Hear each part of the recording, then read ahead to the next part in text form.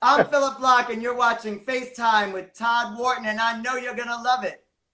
Hey guys, so you ever just wake up one day and just realize that you're just missing something in your life? Well, this segment is called I Miss You. Hey, what's up? Is that you, Tough? Who you think it is? Oh, hi, baby. When'd you get back? Got back just now. I missed you. Yeah. Do you? If you let me come inside, I'll keep you satisfied tonight. If you want me, if you need me, Yeah, this man keep moving.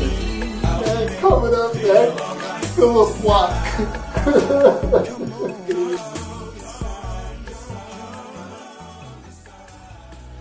Welcome back, everybody. So my guest tonight is a Hollywood celebrity stylist, a designer, and also a TV correspondent for people like, I don't know, Access Hollywood, Entertainment Tonight, CNN, HLN, and so much more. But you know what? Let's take a look at a clip.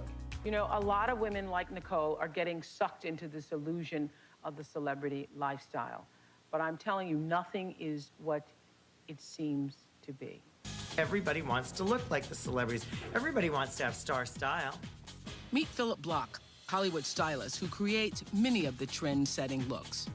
I have worked with almost every major celebrity in Hollywood. Everybody from Sandra Bullock, Halle Berry, Jessica Simpson, Selma Hayek, Kim Cattrall. This whole massive obsession with celebrities and fashion, it's a really strange phenomenon. Now, especially with like all the tabloidy magazines, everybody can see every cream, every lotion, every earring, every bag, every hat, every shoe, everything that every celebrity has. Designer handbags selling for thousands of dollars. Every girl has an obsession with bags, especially these days more than ever. Bags are big, big, big, big. It's the Kodak moment when you're on the red carpet. It's what it's all about. It's the hype, it's the publicity, it's the glamour. The reality is they get zits, they get creases, they get wrinkles like everybody else, and it's all airbrushed. Celebrities are given everything for free. If Jessica Simpson or Paris Hilton or Nicole Richie wears something to an event, everybody else is gonna go out and buy it. Please welcome to the show, Phillip Bloch. I'm excellent. I like the after parties, absolutely. The after party is my thing. Oh my God. So, I wanted to start off with just something that I noticed myself, and I want people to understand your job. Your job actually is probably one of the most selfless jobs in the industry because your job is to make other people look good.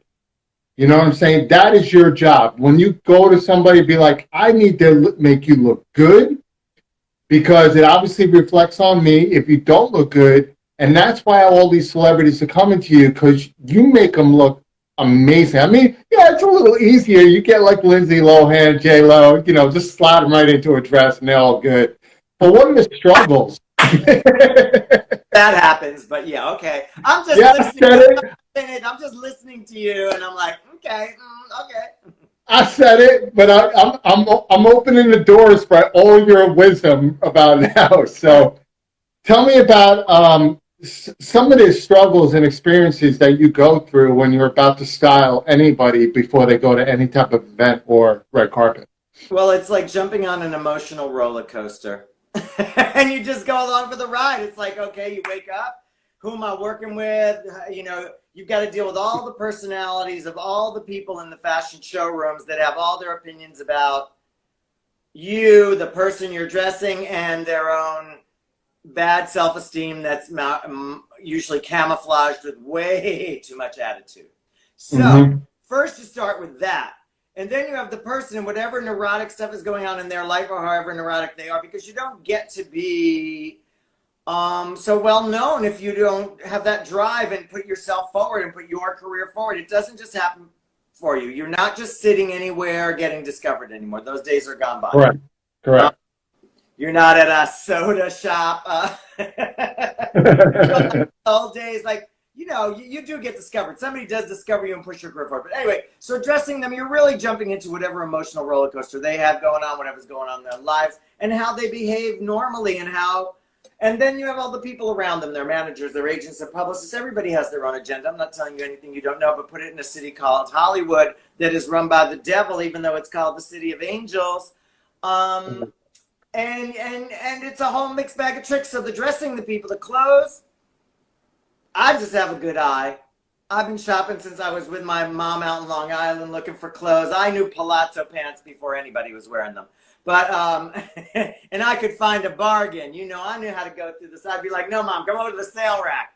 Like, I knew what I was doing in that area. It's just a gift. It came naturally, I guess. And I just think the dressing part, I love. That's what I love. It's just all the rest of it that, fuck that shit.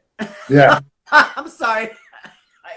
Don't worry, you're giving me work on the edit. Thanks a lot, man. I was thinking that on the way home. I was just thinking about somebody that I addressed a long time ago for something, and they called bitching about something somebody said on Instagram a couple weeks ago. Somebody told a story of how the person wore the dress, and the actress got all blown out of shape about it. And it's like, oh, please, first of all, who cares about a dress from 20 years ago? The point of it was for the imagery. You look beautiful, and the story is what the story is. And everybody, we could be in the same event and 5 of us walk away and have a similar story, but a different version. And that's right. What happens. And so to call and complain is just something about something that happened 20 years ago. I was like, well, no, first of all, y'all didn't even pay me. You never paid me. and then you're complaining. So that's kind of the job, you know. I mean, it's really tough. You're not just dressing people and making them look beautiful. It's really a matter of you know, being able to emotionally handle them. I started in the business after listening to Marianne Williamson, who ran for president, as a matter of fact. And some people think she's crazy, but it's usually the crazy people that do. That's facts. Boom. And Marianne, you know, I think taught me a lot about to deal with people. You know, everybody's just like a 5-year-old that's hurt by their parents or by something their mother said, and people function from that place a lot of the time. And a lot of times, especially actresses and actors, they want that attention. They don't want the attention. They want this. They don't want that. I mean, woo. You need all those emotions for acting. So, you know, you just jump on and enjoy the ride, you know, and I think that's why I was successful at the beginning of my career in Hollywood. And then, you know, a certain amount of PTSD builds up, I think, for lack of a better word, because that's what we refer to mental, you know, hurt people.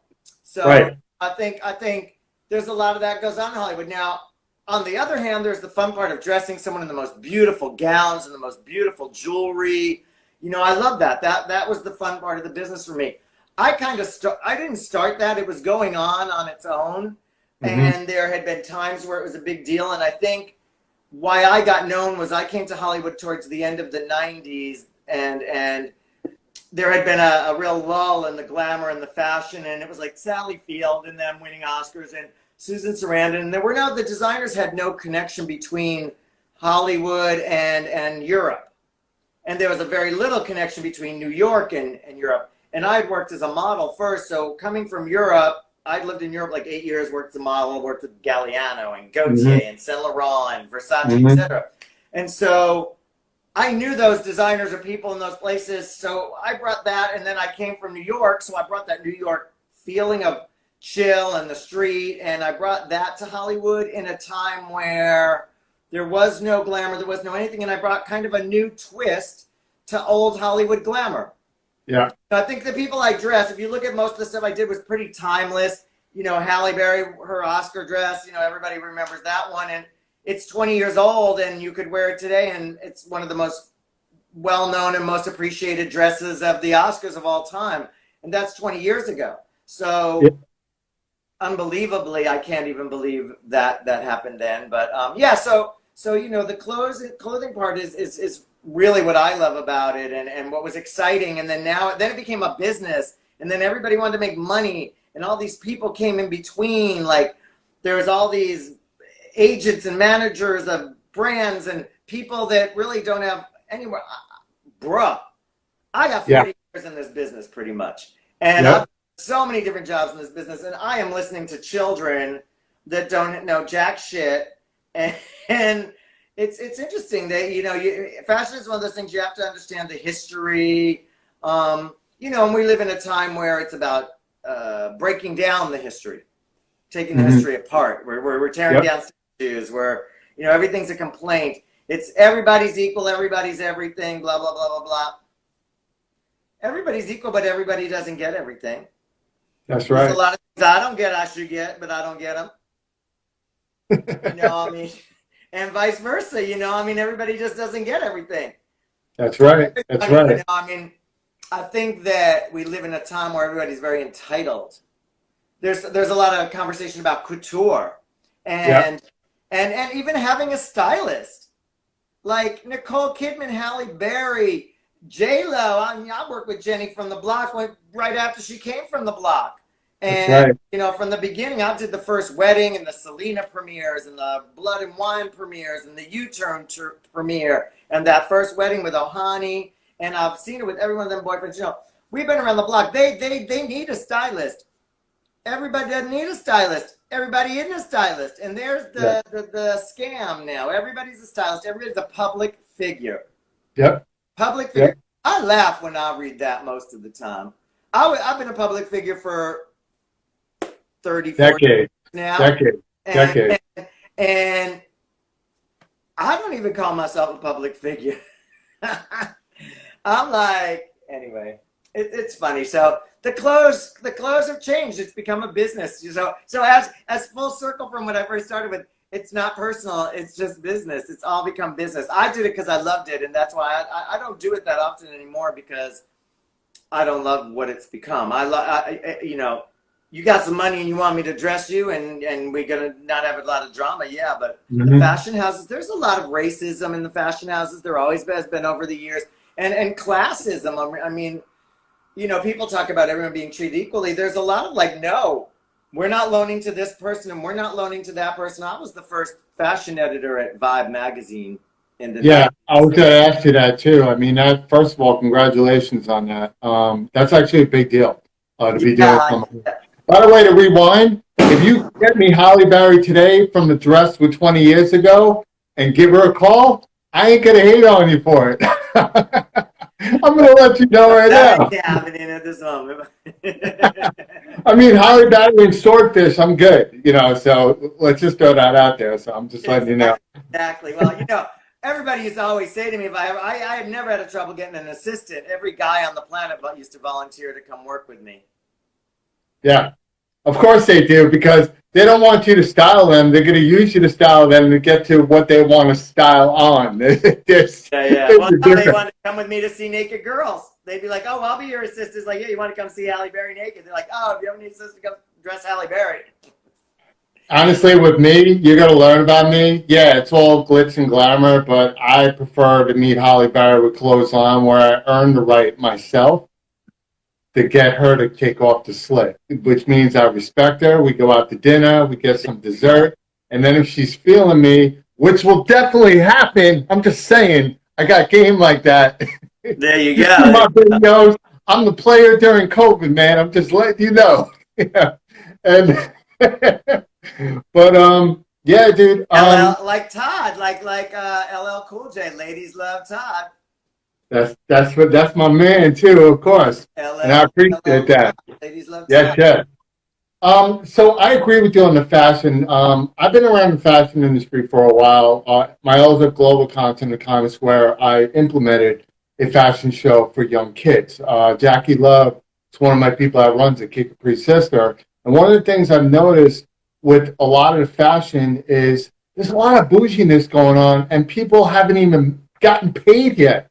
There's a lot of these people in this industry that walk around calling themselves celebrities, and I see it more in the fashion industry than I do in any other industry. Walking around, I'm a celebrity model, I'm a celebrity stylist, I'm a celebrity makeup artist, and I'm sitting here and I'm like, where did you come up with that from? Because just because you were around Yandy Smith for 10 minutes Who? doesn't mean you're a celebrity makeup artist. You know what I'm saying? It's like you got to earn that title.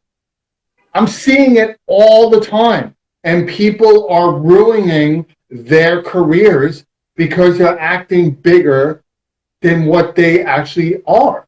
It's like, why don't you just respect yourself and be like, I'm working. I'm a hustler.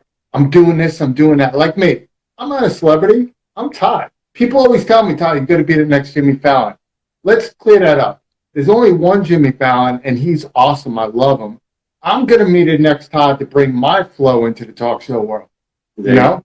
So do you see a lot of that from your perspective, that there are a lot of people that you start working with or see that are kind of taking themselves out of the game because they're making themselves a lot higher than what they appear to be? Do you notice that in the industry now? Well, that's a lot from the reality people. I mean, I didn't really work with a lot of reality people. I have a lot of friends in reality television that I love, but I'm known for dressing movie stars. So, well, I'm not saying reality. I'm just saying in general. Like you come across a lot of people. Clarifying. So, since reality came, okay. Now I'm saying what's a star to me is Nicole Kidman. Somebody, Yandy, whoever, God bless her, is not a star to me. She's known, but she's not a star. Yandy and Marilyn Monroe, I don't know, is that the same? Is J-Lo and Yandy the same? Nothing against Yandy. God bless Yandy. And I know she's sweet, but I think the audience is understanding what you're talking about. And I think that someone like a Yandy hopefully would be conscious enough to understand that she's not J-Lo either. Right. And not put herself on that same level. Right. I don't compare myself to Tom Cruise. I mean, well, come on. But that's another come on. It's not a Mission Impossible thing to do. Do your thing, man.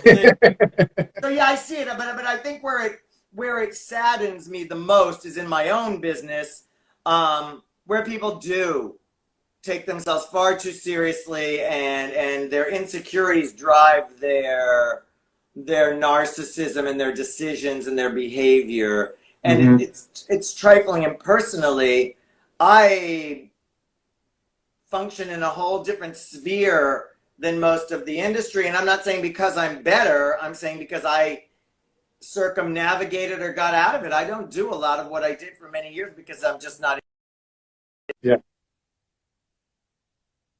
artist, and who I am as a man. Like, I stay away from those pretend people. Yeah. You know what I mean? Like, but I see it, and I think it's disgusting, and it's sad that I have to pull back from a business that I love and I started.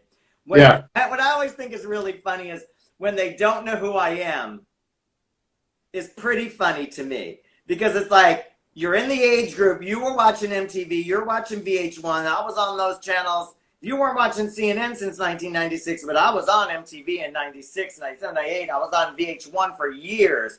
And you were watching those shows. If you're anybody of a certain age and 20, 30 years old, and you want to be in fashion, you saw me. Yeah, that's right. So if you don't know who I am, then you're stupid, and you don't know your business, and you don't know your history, and you should. But what I think is fascinating when people do give you the credit, because then I know they know the business and they understand. Because I never, when I walked into a room and Andre Leontali was there, I bowed down. In my highest points of my career, I opened the door for Andre Leontali, and I carried his things. If I see Pat Cleveland or Iman or any of a Hallie or any of those, some people you're more friendly with, so you obviously know, but, I call Anna Winter Ms. Winter. I mean, I'll hold the door for Ms. Winter. I have respect. That's what's missing is the respect. Yeah. I think people feel they have to overcompensate for their insecurity, and then they lose the respect factor that they should give. Correct. And I got to tell you something. When I met you, I knew who you were, but the reason why I wanted you on my show, you have such a kick-ass personality when we first met. You have great energy about you, and that's what I try to bring to the show. And I'm trying to let people see not only the celebrities I interview, but look at them. They're real people, right? They got personalities. They're great people. They work their ass off to get to where they are. And I'm going to interview them, and it's not going to be the same bullcrap questions that you hear every interview that you go to, because nobody wants to do their research or just talk. we talked about some subjects we're not going to bring up here. Yeah. It was great. Things. I know some things. Yeah, we're not getting into that because I could just see myself falling into a Dorito bag and being thrown on the side of the road. So we'll just leave it at that. Things. I know where some bodies are hidden, so to speak. Anyway, several. But anyway, that's a story for another day. Any book publishers out there? Yeah. That's I hope she's not watching because she's funny as hell. But so being a stylist, which obviously is a 24-hour day gig, dealing with emotions, like you said, personal and non-personal, you got to deal with egos, this and that. But you're also a designer and also a TV personality as well. Now, as a designer, you're working in your own realm. What you feel is what you want people to see. So what is the differences between being a stylist and being a designer, and what do you actually enjoy more doing on a personal level? That's a great question. Because different kinds of designers. Some people go to the Galapagos Islands and see pink flamingos, and they're like, pink flamingos, I see pink, and then I see raindrops, and these ruffles look like raindrops and waterfalls. My mind doesn't even begin to work like that. I love to see pictures of rainfalls. I see pink flamingos and I say, oh my God, I want to see Janice Dickinson or Cindy Crawford or Cara Young standing next to that pink flamingo looking fabulous. I see things as visions, but I don't create like that. My creating is, I'm actually working on a very interesting project, and it's more curating. And I think as a designer, I've designed for Mattel. I redesigned Ken. I gave him a makeover. I did Hush Puppies. I did a collection of shoes for Hush Puppies, and I did dress shoes and work boots and sneakers for Hush Puppies, like that they've never done. Really cool. I think it's very important for me to be able to see things, what I like, and then I say, I like this, but why don't we do that with it? So and that's really what a stylist is, which is what an editor is, and that's how I became what I was. I started as a model. I was the guy that always came in something cool and something edgy. I was in the 80s doing that, and like Gia went to a shoot with Francesca Scavullo, the model Gia. We were very good friends back in the day. She went to a shoot with Francesca Scavullo, and she was wearing these torn jeans, and they ended up shooting Diana Ross in the torn jeans. Sean was the stylist, Sean Burns, and has the stylist. And they ended up having Miss Ross was doing a shooting earlier in the day. When she came in, they said, oh, give us your jeans, Gia. Let's use these. It's cool because they were torn and they had an edge, and nobody did that. And Gia had like a white T-shirt on, and that's how that album cover came up. Because they were styling it after Gia. And I was like that guy too. I would come into shoots and they'd be like, oh, here's your outfit. And I'd be like, okay. And then it's like, if I was in a good mood, I would put it on and make it look bad. Yeah. And I'd be like, this jacket doesn't really fit right. Can I do this with it? And they'd be like, okay, oh yeah, that's good. Yeah. So if I was in a bad mood, I would say, can I do that? I would just go right to the point and say, can I do that with it? And they'd always let me do my thing. So, and not to be obnoxious, but they knew me. You hire people. Right. Of course. Right. So I think it all came together, and that's how the editing thing came. I think when I dressed people, when I remade Ken for Barbie, it was their 40th anniversary. When I remade Ken, I had Orlando Bloom in mind, and I had Jim Carrey in mind, and Pierce Brosnan. They wore cool suede shirts or leather jackets and T-shirts under it, and they knew good jeans and great belts and good boots. And when you put them in a suit and a tux, they'd wear a boutonniere or a little foulard or something. I think it's a matter of, really, for me, more designing is about reinterpreting the pieces and finding good pieces, and that's kind of what my new collection, it's called God Stuff. And that's what I was saying. Yeah, it's really kind of that. It's like key pieces. If you can pick out the pieces, if you have the right pieces, the rest is easy. And you have some swag and some flavor and some style, which there you go. Exactly. That's it. Mean mugging, Oh, whoa, you can do the head turn thing? Yeah, you got it. Oh, I could dance. A lot of people, I could dance. A lot of people don't know that. But, I got that swagger going on. Like, me and Steve Harvey, we'd be walking down the street, like, Ren and Tim, Hip Hop Dalmatians, doing our thing, man. Just like, Yeah. Steve, definitely. Steve brings the fashion. Steve really brings the fashion. mad respect for Steve Harvey, and he's always had that swag about him. He wears it well. Like, you could wear a suit, but can you wear a suit? The reason why I say that is, if you're gonna wear a nice suit, then you got to be aware of how you're walking. You got to be aware of what you're walking into. Don't be wearing a $10,000 suit and then you step in a puddle like, whatever, I'm a New Yorker. No. Let's rewind that. If you're going to do that, then go to Men's Warehouse, get the 2-for-1 special for $100. Step in all the puddles you want. All right, I'm just saying. But I'm eventually going to need a stylist because I'm a pretty decent dresser, but I know where I'm going right now. That eventually I will need a stylist, and I'm one of those people where I'm easily a worker. If someone's like, yo, Ty, you can look good, and let's swing that. I'll be like, just one thing. Do not put me in a yellow suit because brothers can do yellow. Yeah. White guys can't do yellow. White guys don't do pink, yellow, green, purple suits. None of that crap. Brothers look good in it. I don't, because I'll end up being a crack dealer or a pimp, and I don't want to be walking around the street looking like that. So, I'm just saying. Yeah. Well, I think that's a great part of Hollywood now. The brothers, are bringing the fashion. Even I work with Spike Lee. We did a commercial with Beyonce many years ago. Really, it was right after she did Carmen. But Spike really can bring the fashion. He was just in Cannes and he was bringing the pink tuxedo, the pink double-breasted suit, the rainbow-colored pants. I mean. And God bless, Chadwick Boseman. I thought he had such great style. He really went out there.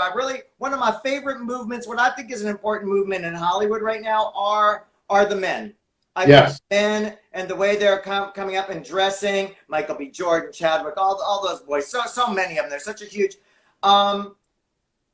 Honestly, keeping it 100, the girls less, because I think the girls are being tricked by, excuse me, but some faggedom and some faggedom fashion shit. And they got these stylists that are not looking at the women to make sure that they look their best. Yeah. They are more concerned with the fashion and the statement and the attention than to make sure that they look like leading ladies and they look like stars and they are legendary. Hallie's dress became what it became, but we never set out to make the dress more than the star. The dress should never be more than your leading lady. Exactly. They should be equal. So send somebody to the Oscars and they have some big bows coming out at the sides and their head looks this big. That's not right. It's wrong. Yeah. And do you feel it's also the person's personality? Because it also depends, and I feel, in what you're doing in the industry. Like, for example, Lady Gaga has always been known for being out there when it comes, because that was her thing coming into the industry, so you expect it. But you don't expect a Halle Berry to wear a Lady Gaga outfit. It just doesn't look right. But I love Charlize Theron because she always comes looking just sophisticated and beautiful, not over the top, and she rocks it. Nicole Kidman. She can wear a lot of things that most people can't wear. Kate Blanchett really, I think, has extraordinary. Nicole Kidman never disappoints. Lately, I love Nicole. Dazzles a little less. But when she worked with Loren Scott, who was Mick Jagger's girlfriend and committed suicide a few years ago, very good friend of many of ours in the fashion business. We love Loren and was an incredible stylist. She was Nicole's stylist for many years and Sarah Jessica's. Nicole dazzled more in those days. And again, I think she likes to play it down. She likes to let Keith have his shine, I mean, she shined a lot. She's got a lot of iconic fashion moments. But I do think everybody gets caught up in the J-Lo factor, which is J-Lo looks amazing. The dress never overpowers J-Lo. It's J-Lo in the dress. I believe a lot of times the dresses are saying too much for the person, and that's the stylist's fault. And I believe a lot of people, the stylists are just more ego than making sure their star looks good and their body looks appropriate and good. And I've just seen a lot of, I'm not one for fashion rules because you could always break a rule. Oops. But I see a lot of fashion rules broken and they shouldn't be. Yeah. I got to Something tell you at the something. Grammys in white satin, and it was just like, no Yeah, disrespect. You're too big for white satin. You look like a yeah. pillow and a marshmallow shoved in a pillow. Like, no disrespect whatsoever. If that was in purple, girl, you would have been phenomenal. But I got to tell you something. I would love to really see a network really give you your own, like right now, show and call it Style on the Block, where your tagline is this week's Style on the Block. I think it would be dope because what I want to get into now, which I think is a hearts huge, on that one. people like that, right? Style on the Block. I think it would be dope because I think the biggest compliment, in my opinion, that you've gotten, not only have you styled great people, design, I think the biggest compliment you got is when these networks decided to make you a correspondent because they respect your fashion style so much, in your opinion, that you now gained a role on all these networks to be a correspondent for all these shows, which pretty much says to you, we love what you're doing. We love what you're doing for people. It's time that the entire country sees you on a regular basis on giving your opinion on what to wear and what not. I think that's the biggest compliment that you got in your career. Thank you. I don't know that everybody would be so happy if that happened, let me just say, because I would say, but, you know, thank you. I appreciate that. I feel very blessed. You know, I think I crossed a lot of good boundaries, and so I was accepted and welcomed into a lot of homes that necessarily wouldn't have invited me over. And I think that I came at a time before I did the job, and then I became an expert and an original influencer. That's why that's my hashtag when you have the original influencer. I became an expert after I did the job. Most people are barely doing the job, and they think they're an expert in promoting themselves as experts, and that's where the problem comes in. There's too many people faking it till you make it, and everybody has to a certain way along the way. You know, listen, I started as a model at the beginning. I've never been one for faking it, but you gotta push and push. You know, you gotta hustle. Faking it's never been my thing. But you know, everybody takes something that wasn't a page in the magazine, but it was for a company, and they put it in their book and kind of make it look somehow like it was in the magazine, but it was the job. You know, I mean, but people, you know, there's nothing. I get it. One time we had this girl come in. Oh my God. And she came in and she had all these pictures of Naomi Campbell. And she said, and I'm looking at the book and I'm like, I said, you look a lot like Naomi Campbell in this picture, but you don't look like her as much in person. I don't know. She thought like all white people are just going to think we all look alike. I don't know. But she said, oh no. She said, and she kind of let it, and I said it like 5 different comments. By the 5th one, she said, well, you know, I'm just showing that I could do all those things. I just didn't have the opportunity to do those things. I'm like, to have a French Vogue cover. Yes, you didn't have the opportunity to do a French Vogue cover, but Naomi did. That's why she could put it in her book. You can't. Like, oh my God. It was just so funny. And this was years ago, actually, though. Can you imagine the audacity? But I see it all the time. You see it. Not at all. Not at all. So out of some of the people that you styled, can you name somebody who's just really daring, who says, Phillip, I'll do whatever you want. I will work whatever you want, which made your life a little easier, where they just come at you and be like, Phillip, I love what you're doing. I will do anything. Like, I'm open. Let's do it. Hallie and I had that, which she didn't call herself a puppet, but Hallie and I had that relationship for many years. She did not refer to herself like that, but we really just had similar taste, and it just worked, and she understood, and she listened to, I tell a story. For me, fashion is telling a story, so I bring in a rack of dresses. I like to bring 100 dresses. Some people bring 3. Lorenz Scott would bring 3 and say, these 2, you're not wearing them. This is the one you're wearing. It was great. I used to call her the S&M stylist. It's like, you want to be abused? Go to Lorenz.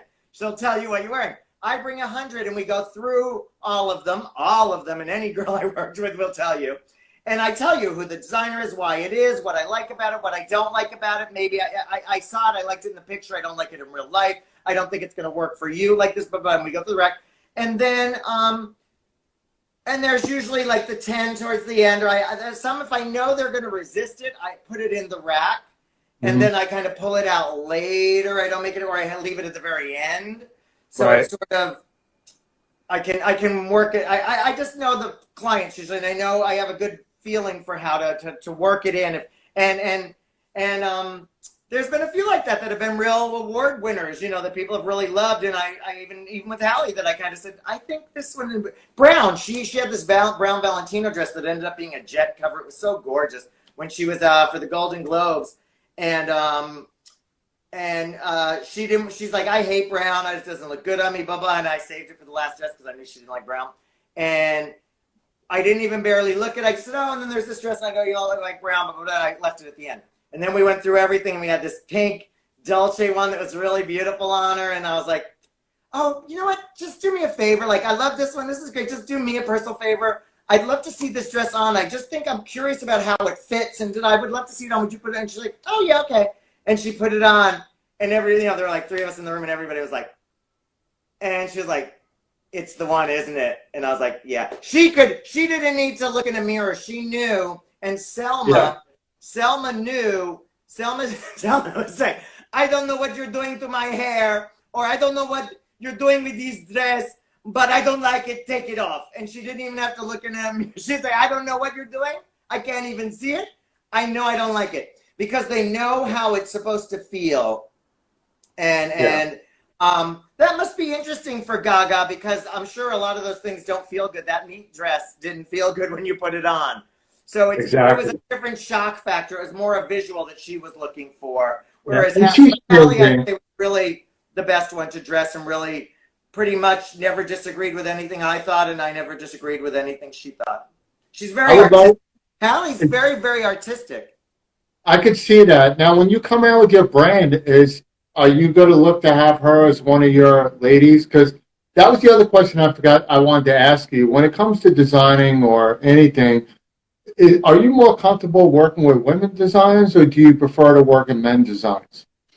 I have very simple taste as a man, and I think the men I work with, like John Travolta and Forrest Whitaker, you know, I have chic, simple taste with a funk and a edge to it, but I'm not like out there.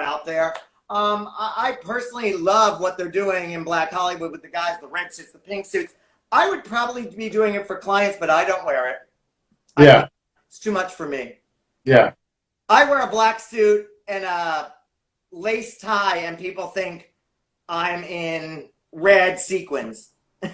You know, like that's their vibe from me that I give off. I think you kind of what you said at the beginning, like I give up, I try and be as understated as I am, but I give off a lot of vibe. So, and I think that's a lot of people, but I like to design for women. I love beautiful girls. That's how I got in the business. I've always loved beautiful women. I just love. Yeah, me too. I love them too. I really love them, though. I love them. They make me. No, I love them. Like, I thank God every day when I'm walking out in New York City. I'm like, thank you. What's up? Thank you. I'm like, yes. If I see Cindy Crawford, or I see Meg Ryan, or I see Cara Young, or I see, you know, some of the girls I love, you know, I even my friend Lisa Marie Elwes, you know, if I see these people, I just feel good. I love them. I'll say to my best friend, I'll say, oh, I had the best day. And what did you do? Oh, I went to lunch with Lisa Marie or with Cara. And he'll say, oh, what'd you talk about? I was like, I don't even know. There's just nothing better than sitting across from the table from a beautiful girl. And for me, there's not even the sexual thing there, so it's almost better. There's none of that tension. Yeah, exactly. There's none of that, well, am I going to get some? Am I going to, and I'm not thinking about anything. I'm just literally like, this is it. My coming is sitting there. Like, this is as far as we need to go. Anything further, I wouldn't feel as good.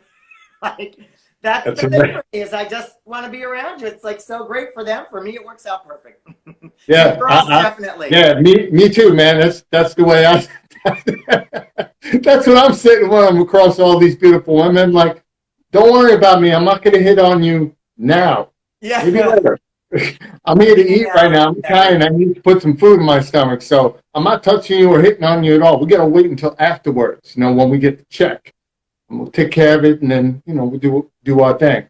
But that is, yeah, I can definitely see you definitely working more with women. Now, when your line comes out, are you looking to do a fashion show to launch the line, or is it going to be more of a like social media marketing for it? Gosh, I mean, I think the show is part of the social media marketing. I've been struggling with all of that. Really, it's so funny for someone who kind of invented the marketing of fashion, really, like in putting it on celebrities and all that stuff.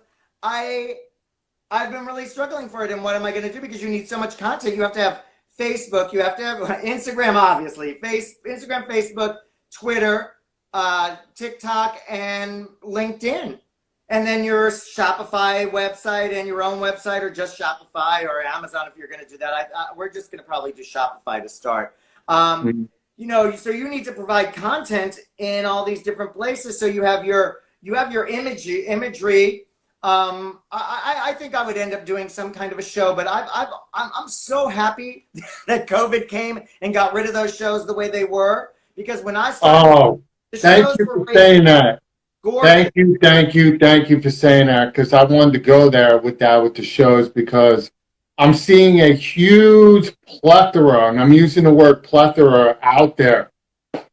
Every fashion show is like Fashion Week, and they put it on their flyers. We're part of Fashion Week. Fashion Week, Fashion Week, Fashion Week, Fashion Week. And it's like, how are you a part of Fashion Week? Just because you do your show during Fashion Week doesn't mean you're Fashion Week. And there's a lot of misconceptions that people think. And I'm saying that now because I'm sick and tired of people portraying, again, what just advertise right? If you're a part of Fashion Week, you know what that means? It means you're on a Lincoln Center roster, right? You're the designers on that roster on the big shows.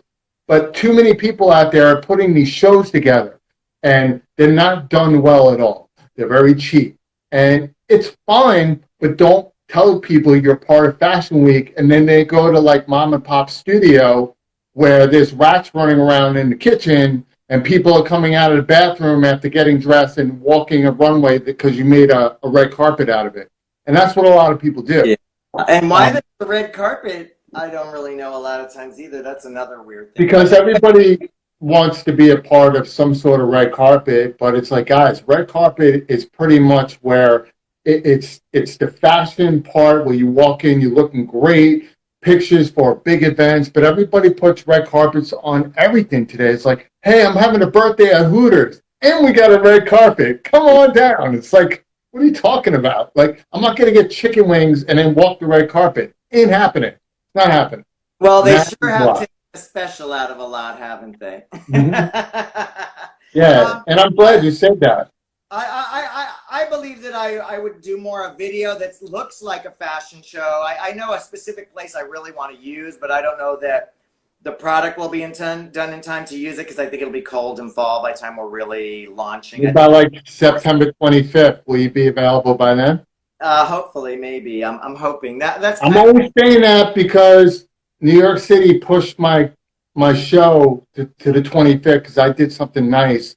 I'm allowing Broadway to take the date that I had so they can open Broadway throughout the week. So I pushed it back to the 25th, which happens to be the same date as Global Citizen, which means it's going to be a mob scene in New York. Oh, wow. So New York City, I have Times Square all day, all night. Oh my God. Well, the 25th of September. Well, let me think about that. Then maybe I'll put my little thinking cap on. We should talk about that. Ooh, y'all maybe heard something here first.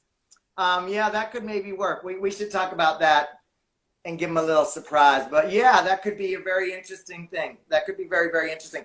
I was thinking smaller. It could be small. It will only give you 2 blocks. Yeah. Exactly. No, I think what I'm doing as creative, not necessarily the style, but I'm not like comme des garçons. I'm not like ripping up garbage bags. But what I'm doing idea-wise is I'm trying to do something that's very diverse, all body sizes and types, all ethnicities, all price points. I don't know what will be ready when, and doing drops. Again, I think that I really admired. I used to hate Azzedine Alaïa, and now I love. May he rest in peace. And now I love him because he used to just show whenever he wanted to. And now I sort of understand that more.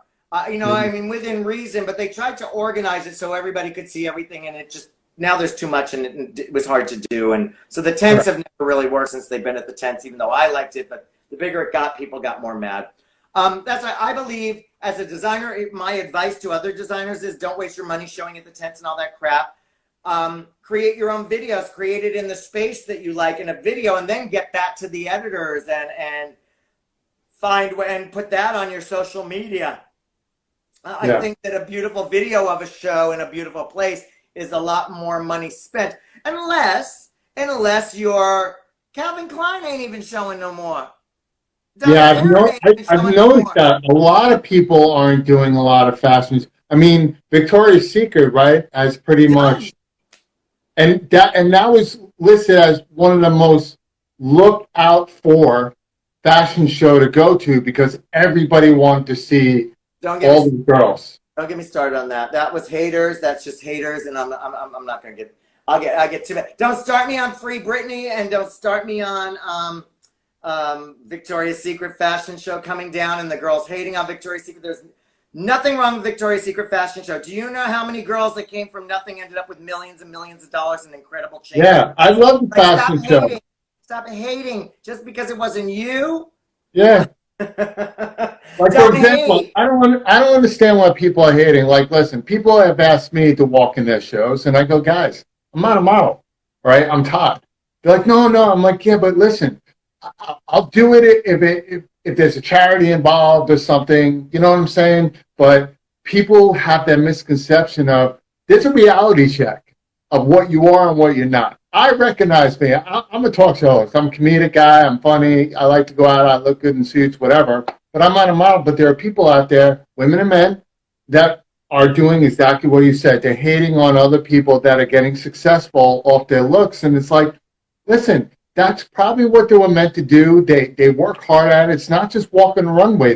There's a lot of things about going on to that thing. Oh, There's it's a lot much of pressure. bigger than that. It's just bigger than that. You know, Victoria's Secret is aspirational. People don't want to be aspirational. We could look at things and say, I'm not going to be Jeff Aquilon or Marcus Scheckenberg or Tashera, what's his name? Tashera. Oh, so cute. You know, I'm not going to be them, but I can be my version of stuff. And I think that people just hated on Victoria's Secret because the girls talked about having to lose weight before a show. Well, yeah. And the Olympic athletes go on diets. That's okay. That's okay. Before football, you know, football guys gain weight, lose weight. Everybody, that's what sports, that's what competition is about. Like, to hate on them for saying things like that, like, again, I have to say, fuck you. Seriously, that's hating. That's hating. Oh, it's so wrong. They make this false image of women's bodies. Yeah, I want to put that in perspective. I really want to say it from a guy's point of view. I'm glad to see more fashion shows, petite models, plus size models. I get it. Absolutely. I really love seeing more of that. I love how Sports Illustrated really opened up the world to plus size women. I respect them highly for that. But I want to let people know that I've been to a lot of fashion shows. One of the reasons why women happen to be very skinny and tall is because when they're walking a runway, they allow the dresses to look great from that stance. So when you're seeing them, you can actually see the whole dress. Exactly. And that's the selling point. It's got nothing personal to do with women at all. It's a selling marketing plan. Okay, that's all it is. Okay, and I'm a guy. It's business. Yeah. So if I'm sitting in the back row, I would like to. Yeah. Now there's nothing wrong with petite, and I'm glad they're doing them all now. But that's the reason why they look for tall and skinny, because it's about showing off the fashion. And on top of that, it's less material that the designer needs to use when they're making dresses as well. On another building's point that I've seen with a lot of designers, they even told me, some of them said, if I have a plus size girl, I got to make it wider and I have to stick with one thing. And this is why we look for this type of model, because it makes my job a little easier when the runway show is, this is the size, this is the weight. And they just make it look like that. Now, if you're a plus size girl and you want to wear that dress, you'd be like, damn, that girl looks good. I can wear that. Yes, you can. Yes. And you have a plus size for you, but this is why they have tall women, because tall women on a runway stand out more than a short girl. And it's nothing personal. That's just the way it is. So don't hate on somebody making millions like a Victoria's Secret girl, because if you really think about it, even if there's 50 girls in Victoria's Secret, that's 50 women getting paid mad money for a job. They lose weight because that's their job. And they're getting paid millions of dollars for their job. So unless you guys are willing to dedicate your life to a job where you're losing weight and you're eating lettuce like a freaking rabbit every day, and that's what you choose to do, God bless you. But don't hate on people because that's what they're doing and you can't do it. Because I can eat lettuce all the time. God damn it, I like staying in shape. I need my ass some ice cream once in a while. If make me a Victoria's Secret angel, I'd be eating lettuce. I'd do it for a lot less. Well, I'd be I like to look good on TV, so I stay in shape. I'm an old dude. I go to the gym. I keep this fit and trim. I don't need to. I'm old. I could be sitting back and eating bonbons and doing shit. I don't need to be come running from the gym to come do this shit. I mean, if they were paying me for Victoria's Secret, I would gain the weight, lose the weight, whatever they'd like. That's the job. All this complaining. There was another scandal not long ago. Somebody was complaining about something. I was like, that's your job. You know what I mean? Like, that's what we get hired for. You're a model. That's the job. Yeah. And believe me, I get people right now hating on me because I interview celebs a lot now, 5 days a week. And they're like, they're hating on me. I'm like, guys, I don't think you guys understand. I wake up at 6. I study each guest. I'm doing all this promos, editing the whole 9 to get to the show. And people are like, why do you work so much to do that? Because it's my job. That's part of what it takes to do that. Like being a designer, like being a lawyer, like being a model. Don't hate on people because they're professionally doing what they love to do and they're being paid for it. If you want that job as well, then find out what they're doing and do it and keep focused on it.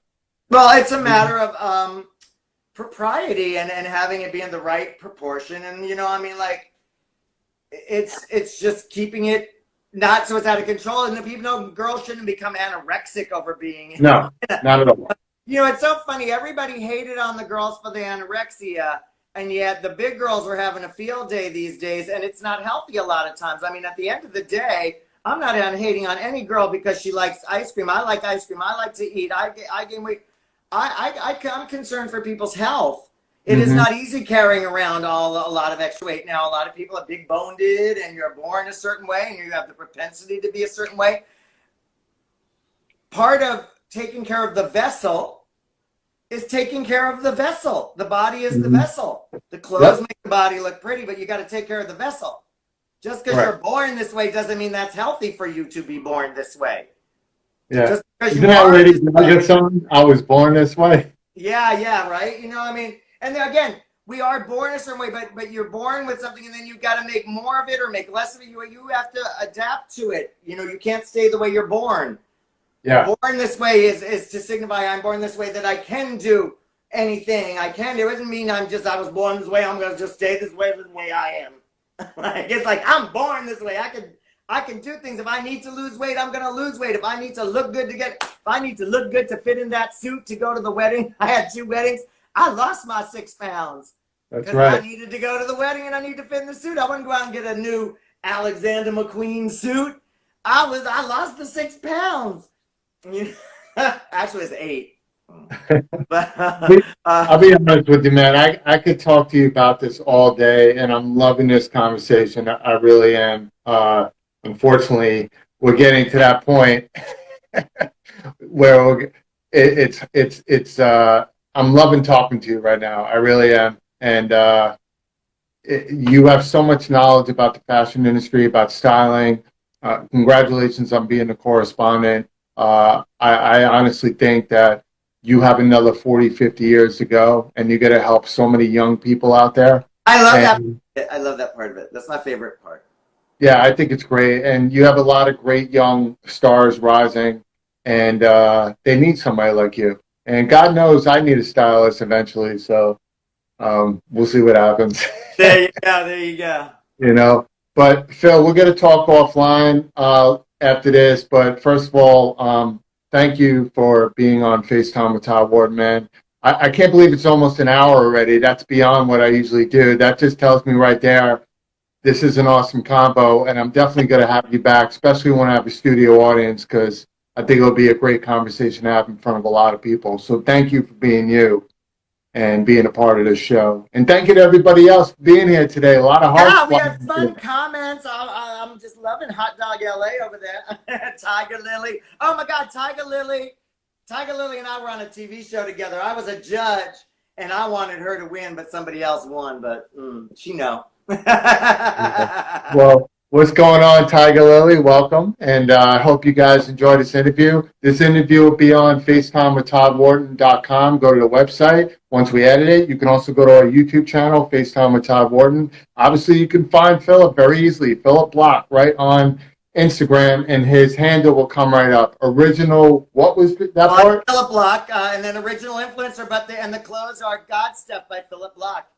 I'm just God Stuff on there, just a little. No, plug it up. God Stuff by Phillip Bloch, and I'm telling you guys, Style on the Block should be a new fashion show. And this week on the block, I think that's the winner right there, man. That's the winner. Block. I used to have a little, now I have a lot. I'm like Jenny from the block, right? Why not? I know. Maybe she'll do the thing. She'll let us use that for the theme song.